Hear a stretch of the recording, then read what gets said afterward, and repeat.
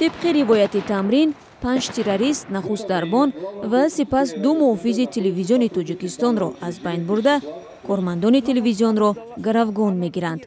هدف گروه مسلح پخش زنده پیام و طلباتشان در تمام شبکه‌های دولتی است.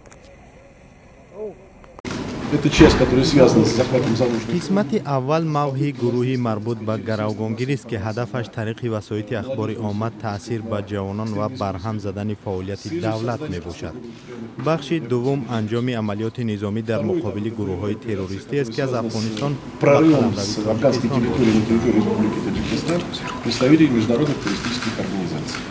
تقریباً بعد از چند دقیقه اشغال بینای تلویزیون مرکزی از سوی گروه تروریستان، بینا را نیروهای تعیینات مخصوص کمیته امنیت دولتی و وزارت امور داخلی کشور محاصره میکنند و بلافاصله به حمله میگذارند. Надо отработать элементы взаимодействия, эффективность.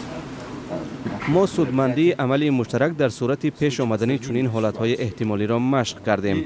در واقع تأکید شد که چنین چاره‌بینی ها باید خصوصیت پیشگیری کننده داشته باشند. هنگام پاکسازی تلویزیون 1 تروریست کشته و 4 نفر دیگر بازداشت شدند. گروگان‌های شرطی آسیب ندیدند.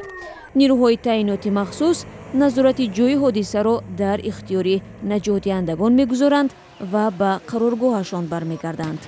پزشکان به نیازمندان کمک می‌رسانند و بخش نهایی تمرین نظامی روز اول در لاهور رزمایشگاه وزارت دفاع تاجیکستان صورت می‌گیرد.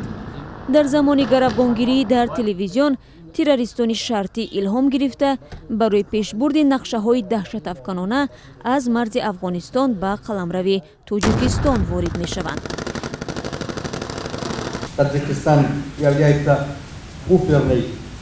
تاجیکستان برای تهدیدهای احتمالی تروریستی منطقه بوفری می باشد.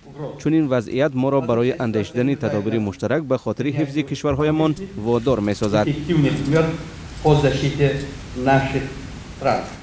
در نهایت این گروه تروریستان نیز از سوی نیروهای مخصوص کمیته امنیتی دولتی و وزارت کارهای داخلی نابود کرده شد.